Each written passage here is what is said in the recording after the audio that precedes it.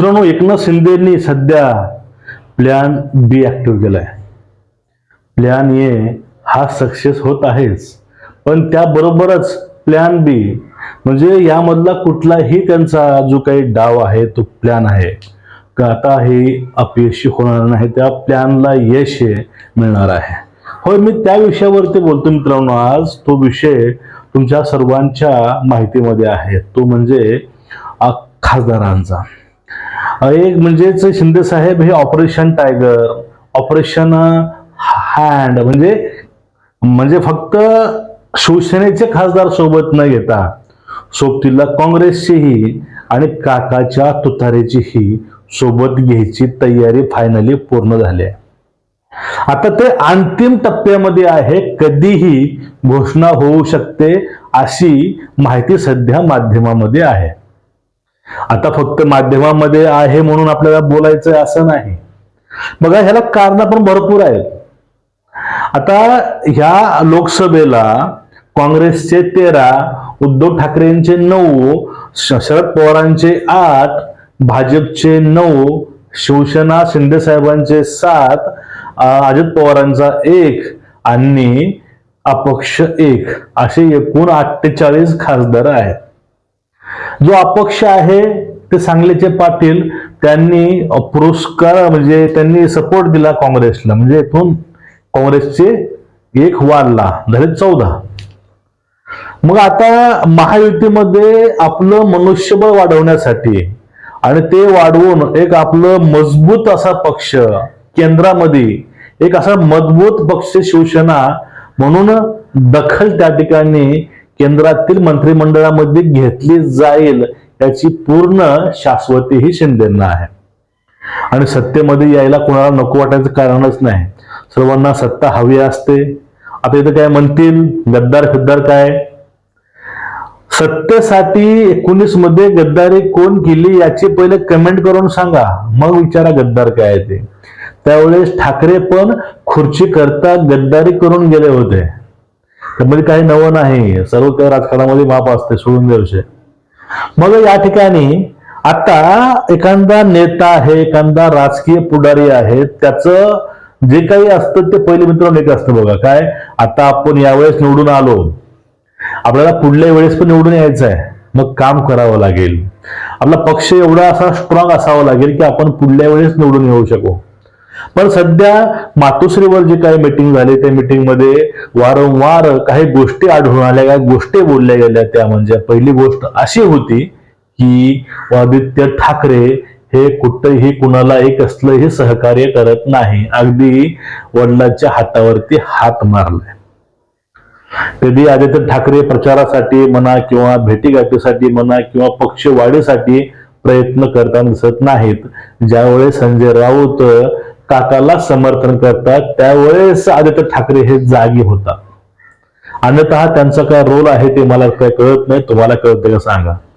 कारण कुठलेही काहीच न करता त्या व्यक्तीला कमी वयामध्ये मंत्रिपद मिळालं, ते पण कॅबिनेटचं. पात्रता होती का, हा एक प्रश्न अजूनही अनुत्तरित आहे. मुळात उद्धव साहेबांचीच पात्रता होती का, कधी कधी असा प्रश्न पडतोय मनाला. एवढी मोठी संधी मिळाली होती सीएम पदावरती राहायची, पण तिथं राहून नेमकं आपलं पद गाजवता त्या माणसाला आलं नाही. टोमण्यावर तिथं पण ते पद गाजवलं आणि आता हे टोमणे चालू आहेत. असो, पण या ठिकाणी उद्धव ठाकरे हे एक निष्क्रिय नेता आहेत, एक पक्षप्रमुख म्हणून ते फेल आहेत. हे दाखवायचं कारण म्हणजे त्यांची पक्षावरती नसलेली वचक किंवा ते एक नेतृत्व गुण असतो ना पक्षाचा नेत्याचा, तो नाही. तो असला असता एवढे लोकांनी बंड केलंच नसतं. प्रथमतः एवढे कार्यकर्ते, एवढे नेते, एवढे शाखा प्रमुख हे त्यांना सोडून गेले नसते. आजो पण तो ओढ हा चालूच आहे सोडून जायचा. ते थांबता थांबत नाही, थांबाचं नावही घेत नाही. लोक जात आहेत, पण सर्वांचं एकच कारण आहे, ते कारण म्हणजे उद्धव ठाकरे वेळ देत नाहीत आणि पक्षवाढीसाठी उद्धव ठाकरे काहीच करत नाहीत. हे काही महत्वाचे या ठिकाणी मुद्दे मित्रांनो आहेत.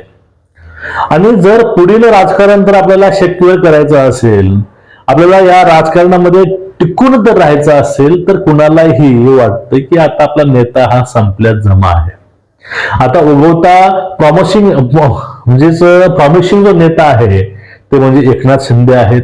त्यामुळं जे काही 5 खासदार आहेत ते तयार आहेत, फक्त एक खासदार बाकी होता यायचा, अशा हे बातम्या आल्या. पण आता सध्या जे काही उद्धव ठाकरेंचे खासदार सगळे शांत आहेत. त्यांनी मिटिंग घेतली, सगळे मांडले मुद्दे. त्या मिटिंग मध्ये सुद्धा शिंदेचं नाव घेतलं आलं की शिंदे साहेब मिटिंग यांची, नाव शिंदेचं. मग त्यानंतर जे काही ज्योती वाघमारे असतील किंवा संजय शिरसाट असतील यांनी सांगितलं स्पष्ट की हा जो काही आहे तो होणार आहे. आणि यामध्ये एक महत्वाची गोष्ट अशी आहे, जर शिंदेचे जर खासदार वाढले, शिवसेनेचं वजन तर केंद्रामध्ये वाढलं, तर शिवसेनेकडे हे कॅबिनेट आणि राज्यमंत्रीपद हे केंद्रामध्ये मिळू शकतात. आणि त्यामध्ये जो कोणी 6वा आहे ना, तो आता यायला तयार नाही. त्या 6व्याला केंद्रामध्ये मंत्रीपद देऊन इकडं आणलं जाऊ शकतो. आता सगळं हेच चालू आहे. केंद्रामध्ये शिवसेना स्ट्रॉंग दिसावी आणि जे काही आपलं मतदारसंघ आहेत, आपलं राज्य आहे, याचे कामं करून घ्यायच्या हेतूनं, उद्देशानं या ठिकाणी सगळी धावपळ चालू आहे. म्हणजे ऑपरेशन टायगर फक्त लहानसं नाही मित्रांनो, हे ऑपरेशन टायगर नसून हे ऑपरेशन हे सगळंच आहे काँग्रेस, राष्ट्रवादी आणि उद्धव ठाकरे यांचं. कारण लोकांना काम पाहिजे, लोकांना वेळ पाहिजे, लोकांना नेता असा पाहिजे की तो नेता आपल्या कार्यकर्त्याकरता रस्त्यावर येऊ शकतो. त्या कार्यकर्त्यामुळं, त्या जिल्हा परिषदेमुळं, त्या विधानसभेमुळं आणि त्या गाव पातळीतील इलेक्शनमुळं आज आपण या पदावरती पोहोचलोय, याची जाणीव खासदारांना झाली असावी. म्हणून खासदार ही आपली खुर्ची वाचवण्याकरता किंवा आपल्या खुर्चीला न्याय देण्याकरता, आपले जे काम आहे ते काम मार्गी लावण्याकरता या ठिकाणी हा निर्णय घेण्यास तयार झाले आहेत, अशा बातम्या सध्या येत आहेत. आणि शिवसेना उद्धव ठाकरे गट आहे, तो गट फक्त शिल्लक सेना म्हणून उरले. आणि त्यामध्ये जे काही खासदार आहेत ते आता 9 मधून तर इकडे 6 गेले, तर उरणार 3. तर 3 हे राहतील की नाही असा एक प्रश्न या ठिकाणी त्यांना पडला असावा. असो, हे जे काय होतं हे राजकीय विश्लेषण, यामध्ये फक्त यातच ते मीडियात चाललेली बातम्या आणि यामध्ये माझं वैयक्तिक मत होतं. मला असं वाटतं की आता मंत्रिपद देऊन त्या लोकांना, ते लोक परत तात्काळ या ठिकाणी शिवसेनेसोबत जोडले जातील. त्यामध्ये आता येणार कोण, नेमकं मंत्री कोणाला मिळणार, केंद्रामधील कॅबिनेट कोणाला, राज्य कोणाला, हे पाहणं थोडं महत्वाचं आहे. पण या ठिकाणी ह्या सगळ्यांच्या बाबतीमध्ये जो काही रिस्क असते ना, ते रिस्क शिंदेंनी घेतली. हिंदुत्वाची, बाळासाहेबांच्या शिवसेनेचा वसा त्याने घेतला, तो वसा त्याने पेलवून दाखवला. हे तेवढं महत्वाचं आहे. तुमचं एकूणच या विषयावरती मत काय, नक्कीच व्यक्त व्हिडिओ शेअर करा. रामकृष्ण.